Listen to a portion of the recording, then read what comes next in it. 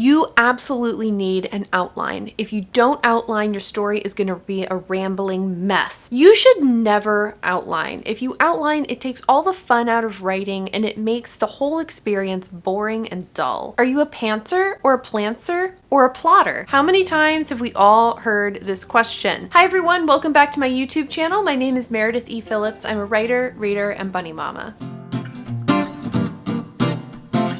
Everyone wants to know, are you a plotter or a planner? Do you use an outline? Do you not use an outline? Do you free write or discovery write? What are you? Have you decided? What works best? These are all really good questions, but I do think the answer depends on one person, and that is you. There are famous published authors who have never used an outline. There are famous published authors who always use an outline, and there's everybody in between. So I don't think there's one right or wrong answer to this question, and it is up to you to decide what you are and what works best for you. Today, we're going to get into that eternal age-old question, whether you should outline or not. Don't worry about what other people have been saying. Let's figure this out for you first. A lot of people will try to convince you that you have to have some kind of outline at the very least in order to write a story. Other people are adamant that discovery writing or free writing or just writing what comes into your head is the best way to go so that your story feels authentic and exciting.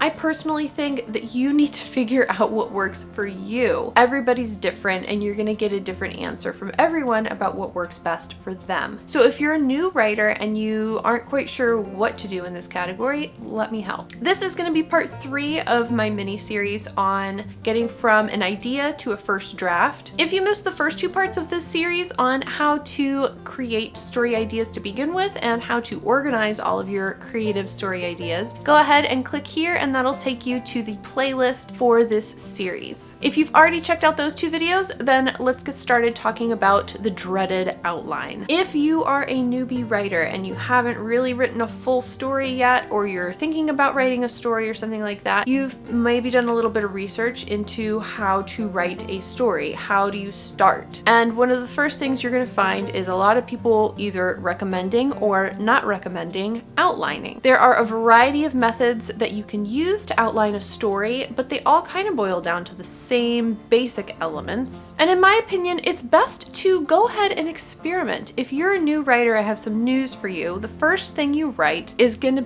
be pretty crappy. It's gonna be pretty crappy. It just is, because you've never done it before and nobody is gonna be perfect at something the first time they try it. So that is not meant to be a discouragement to you, but rather let yourself go. Just do the thing. It doesn't matter, because regardless of how much prep work or research you do, it's not gonna be the most magnificent thing that's ever graced literature. If you were to take a look at my first efforts at writing, they're pretty embarrassing. They're really bad.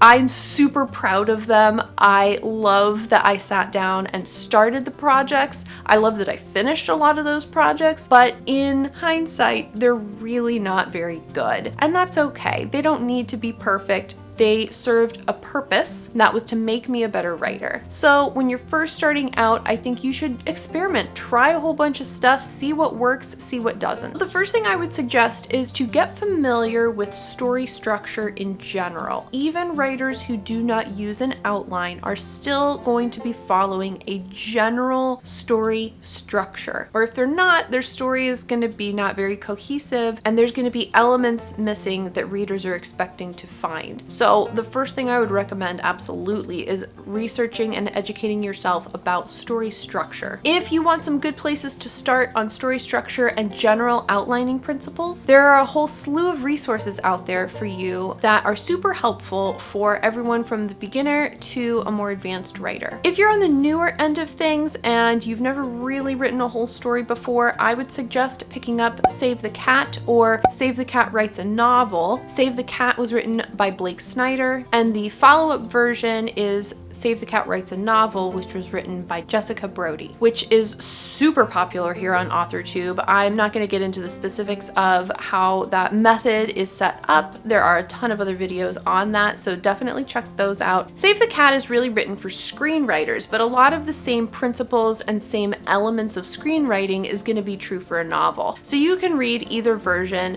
The novel version, of course, is geared more toward novelists, but either one is going to be super helpful in figuring out those basic story beats. You can also check out the Snowflake method. This is developed by Randy Ingermason, I believe is how you pronounce his last name. And this is a free resource. There's a ton of information about how this is supposed to be set up on his website. Of course, I'll link everything below for you. I believe he also has some sort of book or a workbook that you can purchase that has more details in it, but there's a lot on his website already, and you could at least give it a try or get it started for yourself just by looking at that. A lot of these story outlining methods originally come from Joseph Campbell's The Hero's Journey. It's very dense. It was written, I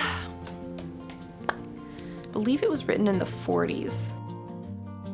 The book itself is really good, but it is dense. I don't know if I would recommend it necessarily for a newbie or someone who's just starting, but you can also find, again, summaries of that book and of the points in that book online. I would also highly recommend checking out Dan Harmon's The Story Circle. He takes a lot of inspiration from Joseph Campbell's hero's journey idea and puts a little bit of a spin on it, and he has a really detailed analysis of his version of The Story Circle on his website. If you're a little more advanced and you want an outlining method that is a little more in depth, I would absolutely recommend checking out Anatomy of Story by John Truby. This goes into a lot of detail, not just about story beats, but also about the characters and other elements that are necessary for good storytelling. Again, this book is very dense, but I found it incredibly helpful. I took a ton of notes. This is the kind of book that I think you need to reread multiple times to really be able to get all of the information out of it that he is presenting. Those are all resources that will help with general outlining and story structure information for you. If you're writing within a specific genre, sometimes those books have other beats or other sorts of outlines. So if you're writing a mystery novel, there's going to be certain points in the book where clues are going to want to crop up. There is information on that kind of thing. I write adult romance some of the time, and so if you also are a romance writer, I would highly suggest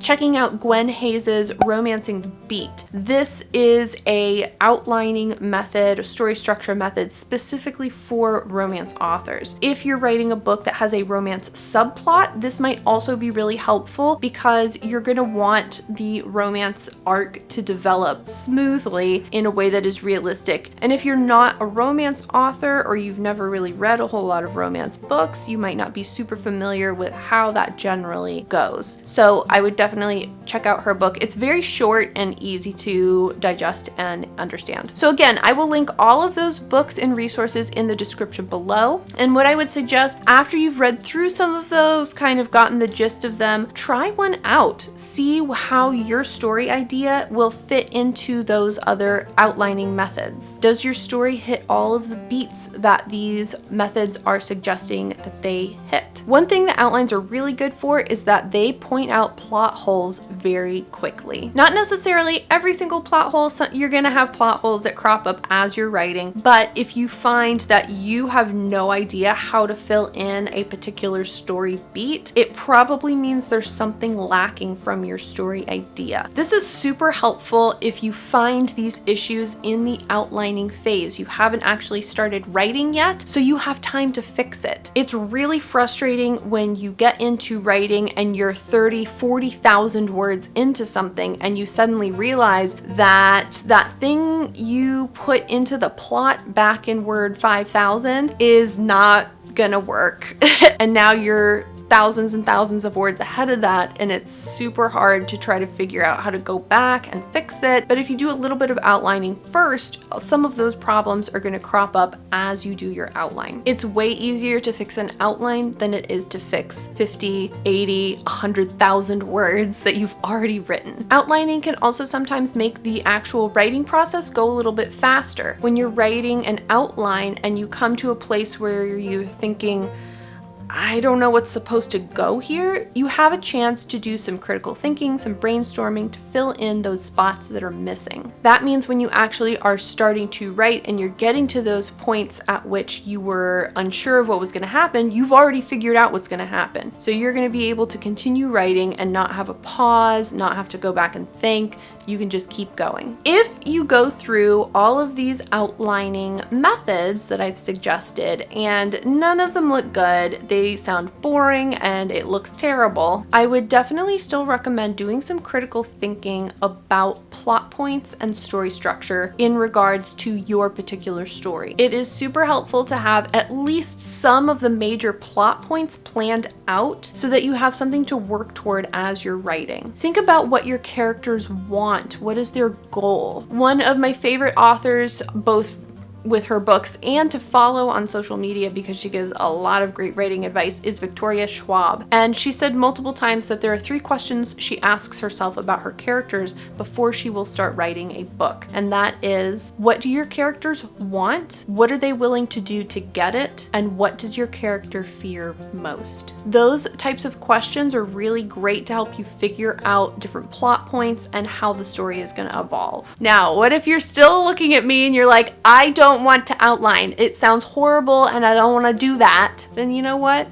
Go ahead and give that first draft a try without any prep work. Jump into the first draft. Go for it. Some people can sit down and write a pretty decent first draft. It's not going to be perfect. You're going to have to do some cleanup. But some people can get a pretty decent version of their story down on paper without doing any kind of outlining work beforehand. Other people are going to sit down, write half of a chapter, and be completely stuck without an outline. Other people are going to fall somewhere between those 2 extremes. You have to find out who you are as a writer and which method works best for you. So experiment, try some things out, and have fun while you're doing it. Me personally, I have done all kinds of different things. When I first started writing, I had an idea literally on April 1st. I took about 2 days to write down some notes. I was writing down notes about the characters and the magic system and the world and what the problem was. It wasn't really an outline, it was just like a brain dump. And I was so excited about the story. I started writing on April 4th. Only a few days later, I wrote like a maniac for 6 weeks.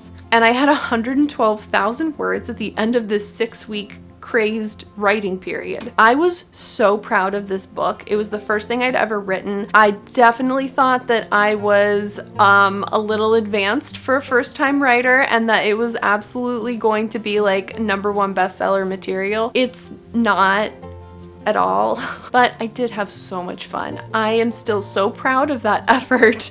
It is junk. Let's be clear, it's junk. But I was so enthusiastic. I had so much fun writing it. The story goes all over the place. The characters aren't consistent. There's no character arcs. There's plot holes out the wazoo. The other hilarious thing that it includes is the fact that I changed the setting from one thing to another and then back to the first thing. I just decided like in the middle. I was like, no. When I first started, it was going to be a fantasy novel. And so I started in sort of that stereotypical like faux medieval Europe kind of fantasy setting. And then halfway through writing the book, I thought, no, this is too stereotypical. I'm gonna make it better. So I changed it to like a Wild West kind of setting. And I wrote that for another 10,000, 20,000 words. And then I was like, no, you know what? I really want them to have like swords and stuff, not like guns on horseback. So I changed it back to the faux medieval Europe setting. Yeah, so it's a mess, but I had a lot of fun writing it. Later, I did a little more research. I found these different resources. I read some craft books. I learned about story structure, which is super important for any writer. And I started doing more outlining. My outlines are not 100% detailed. There are definitely some holes in them and some things that I will still get to find out as I go. I have gone the complete opposite direction where I do these crazy, insanely detailed outlines that are dozens of pages long, and it totally took the joy of writing out of it for me because I already knew every single little thing that was going to happen. I knew when every character was going to breathe next. That was too much for me. I've done all of the things. I would consider myself a plantser if you truly want to know, which means I do some outlining, but not a super detailed, super formal outline before I start writing a first draft. Let me know in the comments, are you the type of person that has to have that 30-page outline before they can start anything? Or do you like to just go and write and not worry about whether or not you're hitting story beats or not? What do you think? Let me know in the comments what kind of writer you are, or if you've even figured it out yet. If you're still trying to figure it out, let me know if you're having trouble, or if any of the resources that I've linked below have been helpful. Next week, we're going to talk about writing the first draft. You've got your outline, or maybe you don't have an outline and you're ready to go. What should you do when you're writing your first draft? We'll talk about that next. So if you want to make sure you don't miss that video, do hit the subscribe button and you'll see my video pop up in your subscription box next week. If you enjoyed this video, do give it a thumbs up. That lets me know that you liked the video and to keep making videos like this one. If you'd like to follow me over on Instagram, I am at Meredith Phillips Writes. Thanks again so much for watching. I'll see you in the next one. Bye. This is going to be part 2 in my mini series on writing. Nope, it's not. It's actually part 3. Okay. If you missed the first 2 parts of this series on how to get an idea for a story and how to do something else, there are a whole slew of research.